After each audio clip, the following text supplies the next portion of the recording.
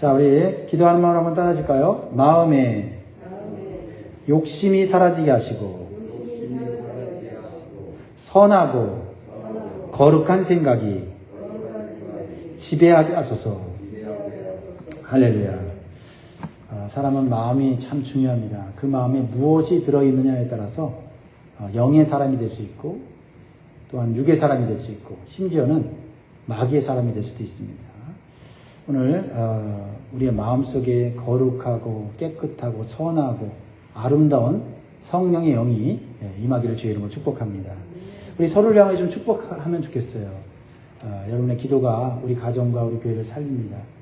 이 아침에 여러분의 이 기도의 삶을 감당했는데 우리 서로를 축복하면 좋겠습니다. 당신의 기도가 교회를 살립니다. 우리 인사하겠습니다. 여러분의 기도가 우리 자녀를 살리고 다음 세대를 살릴 줄 믿습니다. 사람의 마음속에는 여러 가지 형태의 욕심이 들어갈 수가 있어요.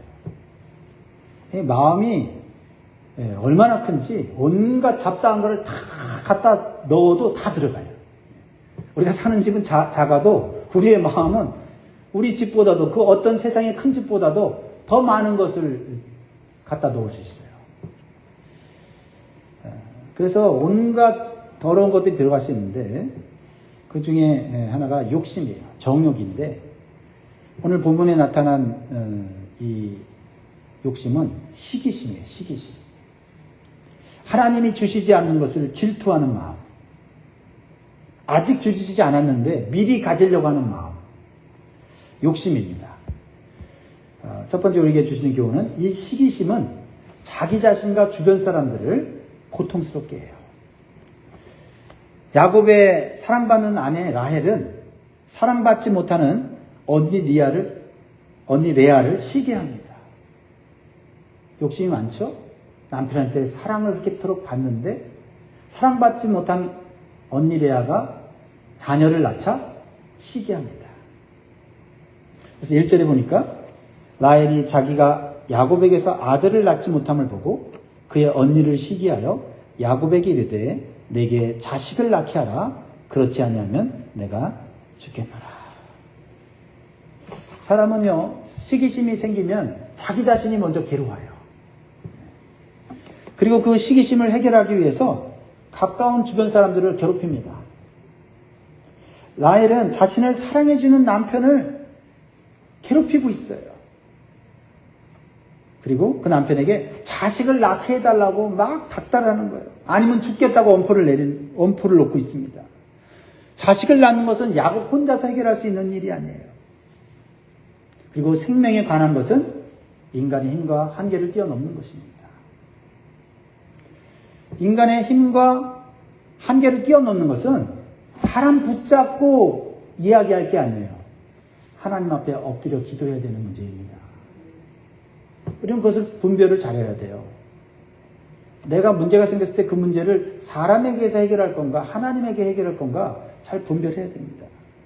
특별히 마음속에 시기심이 생겼을 때는요, 하나님 앞에서 이 문제를 해결해야 돼요.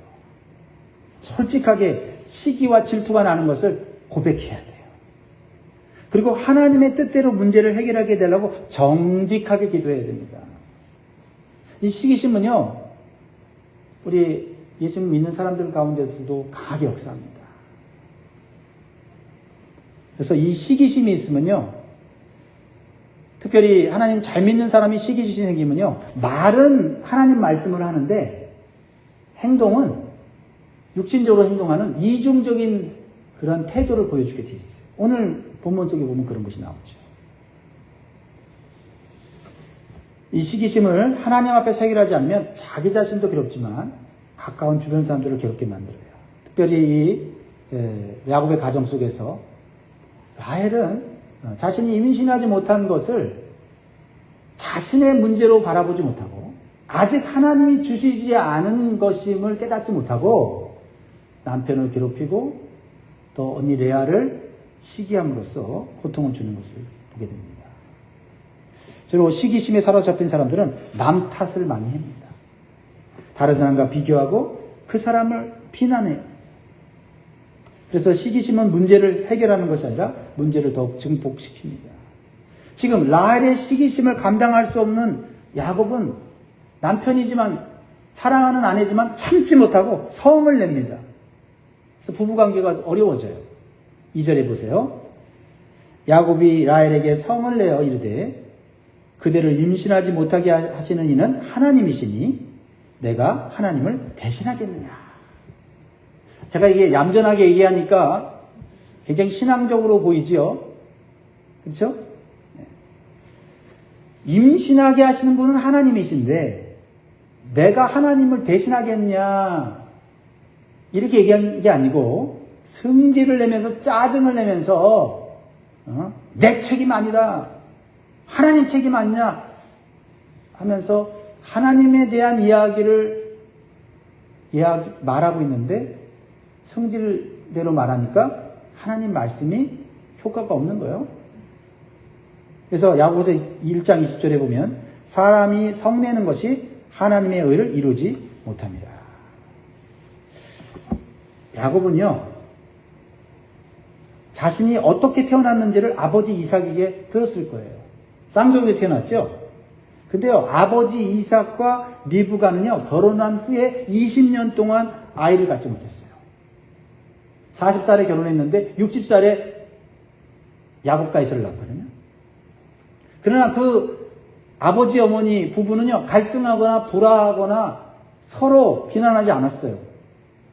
왜냐하면 생명은 하나님이 주신 것이기 때문에 하나님 앞에 부부가 기도하기로 결심했어요.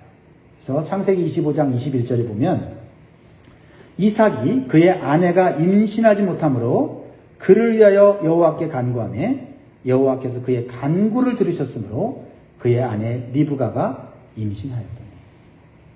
야곱은 체험이 있어요. 그렇죠? 자기가 기도로 태어났어요.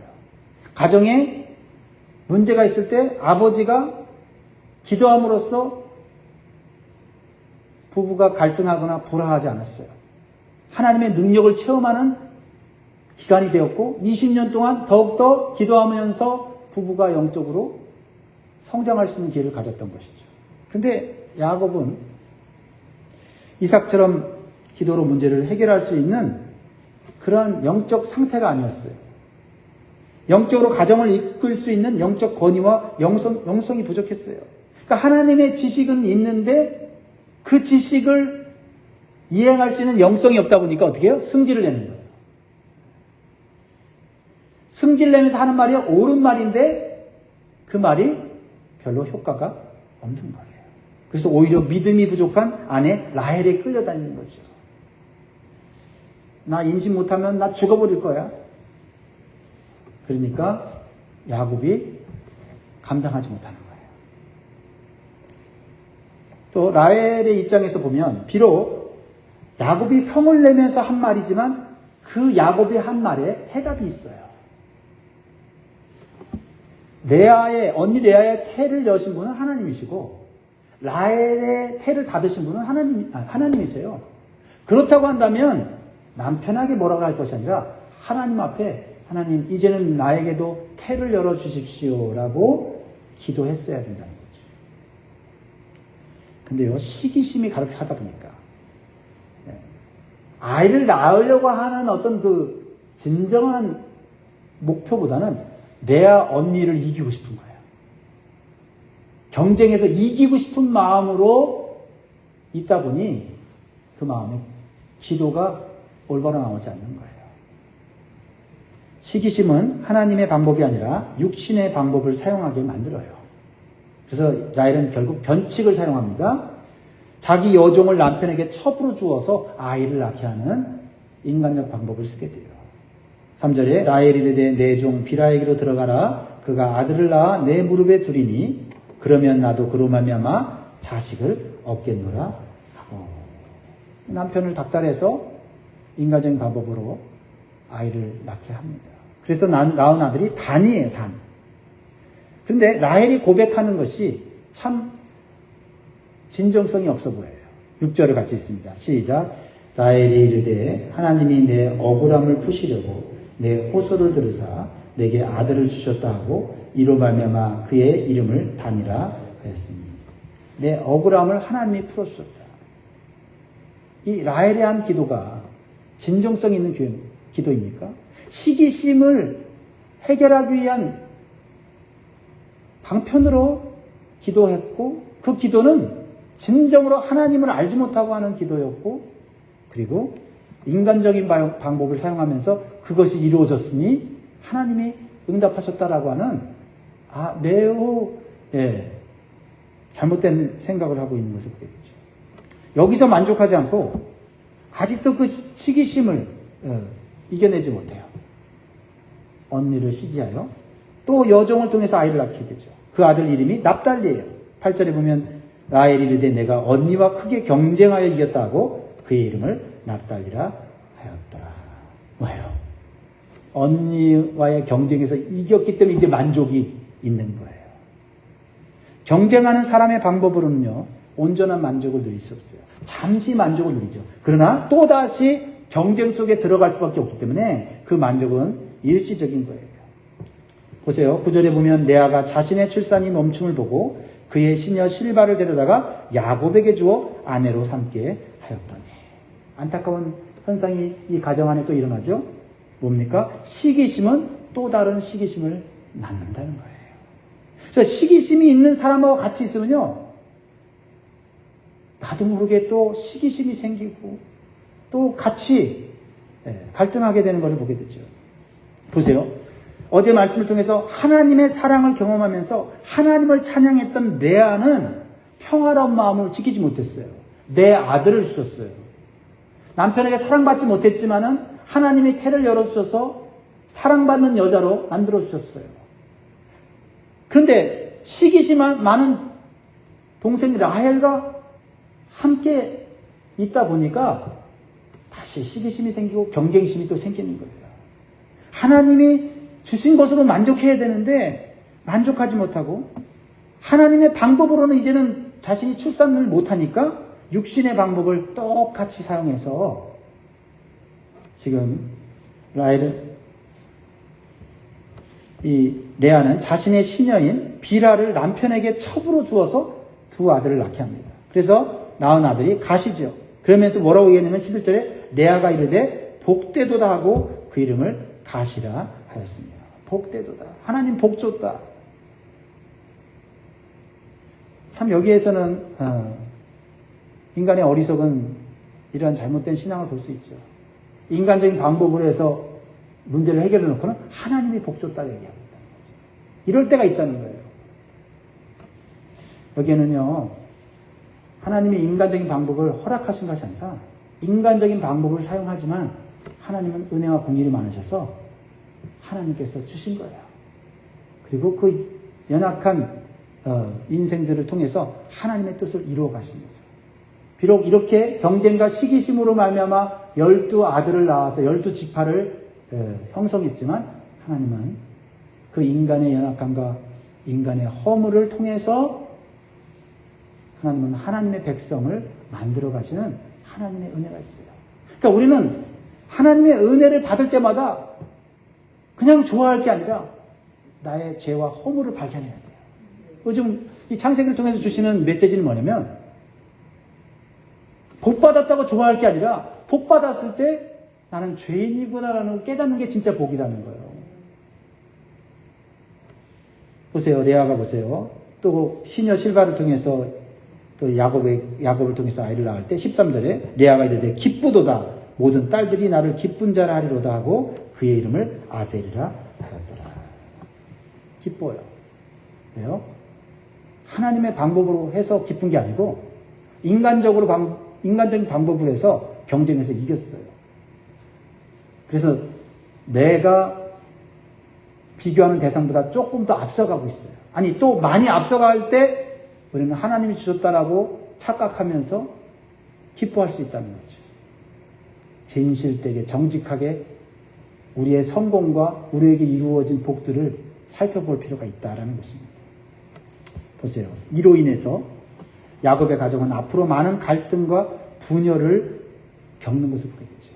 하나님의 방법대로 했다면 왜 분열이 일어나고 왜 갈등이 일어나고 왜 추악한 그러한 모습들이 나타납니까? 이것은 할아버지 아브라함의 삶을 통해서도 야곱은 깨달았어야 돼요. 아버지 이삭이 하나님의 약속을 따라서 불가능한 임신을 해서 탄생했잖아요. 그런데 할머니 사라가 어떻게 합니까? 인간적인 생각으로 자기의 여종을 남편에게 첩으로 주잖아요. 그래서 낳은 아들이 이스마엘이에요. 그래서 계속해서 어떻게 합니까? 이삭과 이스마엘이 갈등하잖아요. 두 민족이 됐잖아요.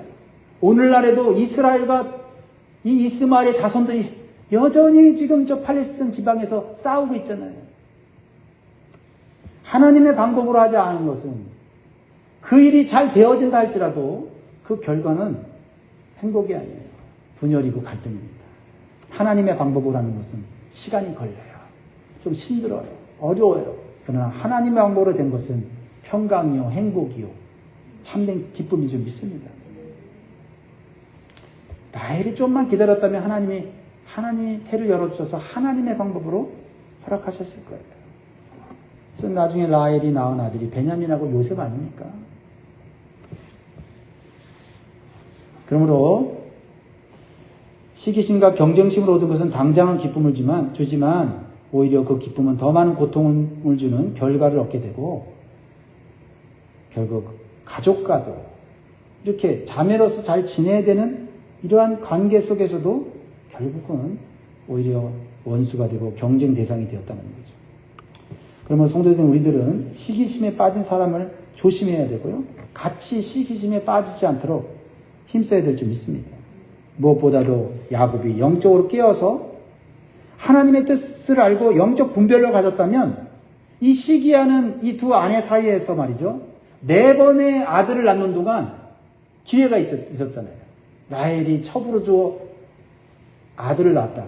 한 번 혹시 실수했다 하더라도 영적인 가장으로서 이건 아니야 하고 하나님의 방법을 추구했어야 되는데 두 아내가 경쟁하고 시기하도록 내버려 두잖아요. 얼마나 안타깝습니까? 하나님의 뜻이 아님을 알면서도 그것을 막을 수 있는 영적 권위와 힘이 없는 거예요. 그래서 야곱의 삶이 그래서 험악한 세월을 살게 되는 것입니다. 그래서요, 사람이 시기심을 이길 수 있는 것은 하나님께서 주신 것에 만족하는 훈련을 자꾸 해야 합니다.